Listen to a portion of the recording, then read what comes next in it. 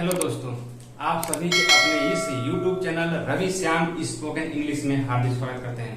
तो दोस्तों, हमने WBC के सभी प्रकारों के बारे में चर्चा और बेहतरीन ढंग से कंप्लीट कर चुके थे।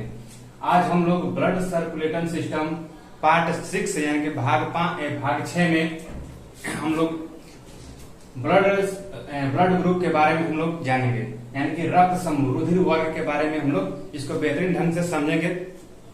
आप इस वीडियो को ध्यान से समझेगा, कहीं भी स्किप करके न देखिएगा, ठीक है। तो ब्लड ग्रुप की खोज 1900 या लगभग 1901 में कार्ल लैंडस्टीनर के तहत खोजा गया था, या इसको हम लोग ऐसे कह सकते हैं कि ब्लड ग्रुप के जन्मदाता कार्ल लैंडस्टीनर को कहा जाता है। तो इन्होंने इसको ब्लड ग्रुप को समझने से पहले हमको दो चीजें समझनी पड़ेगी, जिसको हम लोग एंटीजन और एंटीबॉडी के नाम से जानते हैं। एंटीजन का मतलब होता है प्रतिजन और एंटीबॉडी का मतलब होता है प्रतिरक्षी। अब एंटीजन का मतलब क्या होता है कि हर एक वह चीज जो खतरा हो, उस हर एक घटक को, यानी कि जितने भी घटक हैं जो हमारे लिए हानिकारक हो, जो खतरनाक हो, जो खतरा उत्पन्न करते हो, उसको हम लोग एंटीजन के नाम से जानते हैं। ऐसे भी कह सकते हैं कि वह प्रत्येक बाहरी घटक जो हानिकारक हो, जैसे बैक्टीरिया हो गया, प्रोटोजोआ हो गया, कवक हो गया, वायरस हो गया, या कोई जहरीली गैस भी हो सकती है, उन सभी को हम लोग क्या कह सकते हैं, एंटीजन। या ऐसे भी कह सकते हैं कि यदि किसी व्यक्ति का ब्लड किसी दूसरे व्यक्ति को ब्लड चढ़ाया जा रहा है और वह क्या है, बेमेल है, यानी कि बेमैच है, उसको भी हम लोग क्या कह सकते हैं, उसको भी एंटीजन कह सकते हैं, ठीक है। अब थोड़ा सा देख लेते हैं कि ये जो एंटीजन है ये ब्लड में कहाँ पे पाए जाते हैं। तो जो ब्लड में जो एंटीजन पाए जाते हैं वो आरबीसी के प्लाज्मा झिल्ली के ऊपर रहते हैं, यानी कि एंटीबॉडी में जो ब्लड है एंटीजन आरबीसी के प्लाज्मा झिल्ली पर पाया जाता है। थोड़ा देख लेते हैं कि एंटीजन कितने प्रकार के होते हैं। तो एंटीजन दो प्रकार के होते हैं, एक होता है एंटीजन ए, कैपिटल ए रहेगा, एंटीजन कैपिटल ए, और एंटीजन कैपिटल बी, ठीक है। और यह एक प्रकार के विशेष प्रोटीन के बने होते हैं, जिसे हम लोग ग्लाइको, ठीक है, यानी कि प्रोटीन जो बने होते हैं उस प्रोटीन का नाम है ग्लाइकोप्रोटीन। यह एक विशेष प्रकार के प्रोटीन से बने होते हैं। तो आप लोग इस एंटीजन के बारे में समझ चुके हैं। हम लोग अब समझेंगे एंटीबॉडी, यानी कि एंटीबॉडी को हिंदी में प्रतिरक्षी बोलते हैं, यानी कि जितने भी एंटीजन है उससे बचाने के लिए जो प्रोटीनें आती हैं उनको हम लोग कहते हैं एंटीबॉडी। यानी कि एंटीजन से बचाने के लिए क्या काम में आती है, एंटीबॉडी काम में आती है। एंटीबॉडी ये मिलती कहाँ से है, तो ये तो एक जब कोई भ्रूण बच्चा होता है या कोई बच्चा माँ के पेट में होता है, तो वो माँ के पेट से जो मिलता है एंटीबॉडी वो नेचुरल होता है, उसको हम लोग प्राकृतिक एंटीबॉडी कह सकते हैं। कुछ प्रोटीनें कुछ जो एंटीबॉडी होती हैं वो जो टीका का लगता है, टीकों से या अलग अलग दवाओं से भी, खान पान से, अच्छे पोषक पदार्थों से भी ये एंटीबॉडी बन सकती है, ठीक है। तो जो जन्म के बाद एंटीबॉडी मिलती है, जो हम लोग अर्जित करते हैं, उसको हम लोग उपार्जित एंटीबॉडी कहते हैं, ठीक है। ये भी दो प्रकार की होती है। एंटीबॉडी भी कितनी होती है, ये भी दो प्रकार की होती है। एक एंटीबॉडी स्मॉल ए होता है, देखिए इसमें एंटीजन कैपिटल ए था, इसमें एंटीबॉडी स्मॉल ए और एंटीबॉडी स्मॉल बी होती है, ठीक। और जो एंटीबॉडी भी है यह भी एक विशेष प्रकार की प्रोटीन से ही बनी होती है। उस प्रोटीन का नाम है इम्यूनोग्लोबिन प्रोटीन, ठीक है। क्या नाम है, इम्यूनोग्लोबिन प्रोटीन। तो आप लोगों को समझ में आ चुका होगा कि एंटीजन और एंटीबॉडी क्या है। अब हम लोग चलते हैं ब्लड ग्रुप यानी कि रक्त समूह के बारे में बात करते हैं, यानी कि एंटीजन और एंटीबॉडी के बारे में हम लोग जान चुके हैं। अब हम लोग ब्लड समूह यानी कि रक्त समूह के बारे में हम लोग जानेंगे। तो रक्त समूह कितने होते हैं, 4 होते हैं, ए बी और ओ, ठीक है। अब हम लोग एक ग्राफ के माध्यम से समझेंगे कि कौन किसको ब्लड दे सकता है, किस तरह से चलता है, ये प्रक्रिया किस तरह से होती है।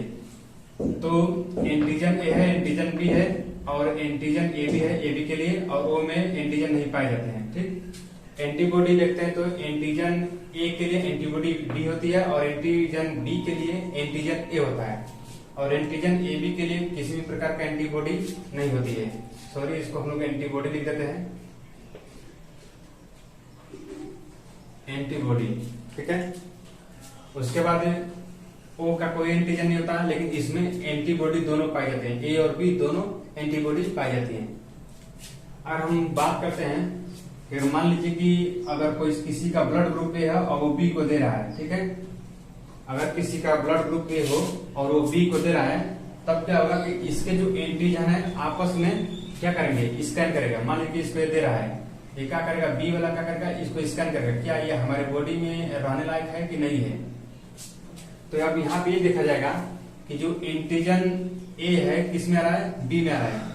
तो एंटीजन ए का जो एंटीबॉडी ए है, सॉरी एंटीजन बी है, और बी का जो एंटीजन ए है, ये इसको क्या करेगा, रोकेगा इसको, क्योंकि इसके पास तो एंटीबॉडी तो ही है, क्योंकि किसी भी दुश्मन को कोई भी अपने घर में आने नहीं देता है।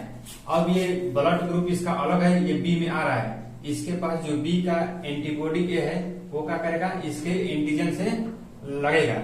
जब लगेगा तो दोनों आपस, जो दोनों शरीर की कोई भी रुधिर वाहिनियां हैं, जो भी सिराएं हैं, वो आपस में क्या हो गई, लड़ते लड़ते चिपक जाती हैं। और जब चिपक जाती हैं तो ब्लड का सर्कुलेशन बंद हो जाता है, और जब ब्लड का सर्कुलेशन बंद हो जाता है तो उस समय आदमी की हो जाती है, मृत्यु हो जाती है। यानी कि हम लोग कभी भी किसी का भी बेमैच ब्लड नहीं चढ़ा सकते हैं। अगर किसी का ब्लड ग्रुप ए हो, किसी का बी हो, तो हम लोग ए को बी को नहीं दे सकते हैं। किसको देगा, ए को ही देगा, बी को ही देगा, ठीक है। तो इस चार्ट से हम लोग उतना समझ नहीं पाएंगे, चलो हम लोग दूसरे चार्ट से समझते हैं। इस चार्ट से हम लोग अच्छे से समझ में आ जाएगा कि कौन किसको ब्लड दे सकता है, कौन किसको ब्लड दे नहीं सकता है, ठीक है। अब ये थोड़ा देख लीजिए, ये जो तीर का निशान हम बना रहे हैं, इसका मतलब जिसके तरफ तीर लगा हो वो उधर को दे सकता है। अगर इधर का तीर नहीं लगा हो, इसका मतलब इसको नहीं दे सकता है। अगर हम मान लो कि दोनों तरफ ऐसे लिख दें, इसका मतलब जैसे देखिए यहाँ पे एक्स लिख दे रहे हैं, यहाँ पे वाई लिख दे रहे हैं, ठीक है। इसका मतलब ये हो कि वाई जो है एक्स को दे सकता है, क्योंकि इसके तरफ तीर है और इसके तरफ तीर नहीं है, इसका मतलब एक्स जो है वाई को नहीं दे सकता है। अगर यहीं पे हम लोग यहाँ पे दोनों तरफ तीर लगा दें, इसका मतलब ये हो जाएगा कि y भी x को दे सकता है, x भी y को दे सकता है, क्योंकि दोनों तरफ इसका तीर है, ठीक है। इतना समझ में आ गया। अब हम लोग इस चार्ट को समझते हैं, ठीक है। अब देखिए, हमने इस चार्ट को पूरे जो जितने भी रक्त समूह है, जितने भी ब्लड ग्रुप है, इसको हम लोग यहाँ लिख चुके हैं। अब देखिए, ए को जिसका ब्लड ग्रुप है वो ए को वाले को दे सकता है, क्योंकि ये तीर का निशान दोनों तरफ है, ठीक है। यानी कि ये वाला ए इसको भी दे सकता है, ये वाला इसको भी दे सकता है। अब थोड़ा सा ये देखते हैं, इधर के तीर गया ना, इसका मतलब कि जो ए वाला व्यक्ति है वो ए बी को भी दे सकता है, और ए बी जो है ए बी वाले को दे सकता है, ये भी ए बी इस वाले ए बी को दे सकता है। उसी तरह से ये तीर दोनों की तरफ है, इसका मतलब जो बी ये वाला बी है इस बी को दे सकता है, ये भी बी वाला इसको दे सकता है, और दोनों का तीर इसके तरफ है, इसका मतलब इन दोनों को भी दे सकता है। लेकिन इधर वाला जो बी का इधर वाला तीर नहीं है, इसका मतलब जो ए बी है बी को कभी भी ब्लड नहीं चढ़ा सकते हैं। ओ की तरफ देखेंगे, ओ की तरफ देख रहे हैं तो ओ क्या कर रहा है, सभी को दे रहा है, लेकिन किसी से ले नहीं रहा है, इसलिए हम इसको कह सकते हैं सर्वदाता है। ब्लड ग्रुप को हम लोग क्या कह सकते हैं, सर्वदाता ब्लड ग्रुप कहते हैं, क्योंकि देख रहे हैं कि सभी को दे रहा है, इसको भी दे रहा है, इसको भी दे रहा है और इसको भी दे रहा है, यानी कि अब किसी से भी ले नहीं रहा है, इसलिए इसको हम लोग सर्वदाता कहेंगे। अब ए बी को देख लेते हैं, तो ए बी को यहाँ से देखेंगे तो देख रहे हैं कि ए बी ओ से भी ले रहा है, बी से भी ले रहा है और ए से भी ले रहा है, इसका मतलब इसको हम लोग कह सकते हैं सर्वग्राही, ठीक है। इसको हम लोग क्या कर सकते हैं, सर्वग्राही। कुछ समय ऐसे एकदम चलता गया, यानी कि ए को दे रहा था, ये भी ए को दे रहा था, लेकिन क्या हुआ, कुछ समय कुछ वर्षों बाद ये पता चला कि सेम टू सेम ब्लड चढ़ाने के बाद भी लोगों की जाने जा रही है। यानी कि अगर हमारा ब्लड ग्रुप ए है और हमको भी कोई ए वाला दे रहा है, तो भी व्यक्तियों की जाने जा रही है। तब क्या होगा, तो फिर उस टाइम पे कार्ल लैंडस्टीनर और वीनर दो वैज्ञानिक थे, दोनों ने फिर से इस चीज को खोजा और इसमें एक फैक्टर खोज निकाला, जिसको हम लोग कारक बोलते हैं, जिसको हम लोग आरएच फैक्टर के नाम से जानते हैं, ठीक है। तो आई होप आप इस यहाँ से इतनी पूरी चीजों को आप लोग समझ चुके होंगे, ठीक है। अब आरएच फैक्टर को हम लोग इसके नेक्स्ट वीडियो में समझे, क्योंकि ये थोड़ा सा लंबा टॉपिक हो जाएगा। अब वो ब्लड कैसे देगा कैसे नहीं देगा, क्योंकि यहाँ पे तो ब्लड किसी को दिक्कत नहीं, सब लोग दे सकते हैं, लेकिन ए और ए को देने के बावजूद भी अब नुकसान होने लगा था, इसलिए फिर दोनों वैज्ञानिक ने इस आरएच फैक्टर को खोज निकाला था।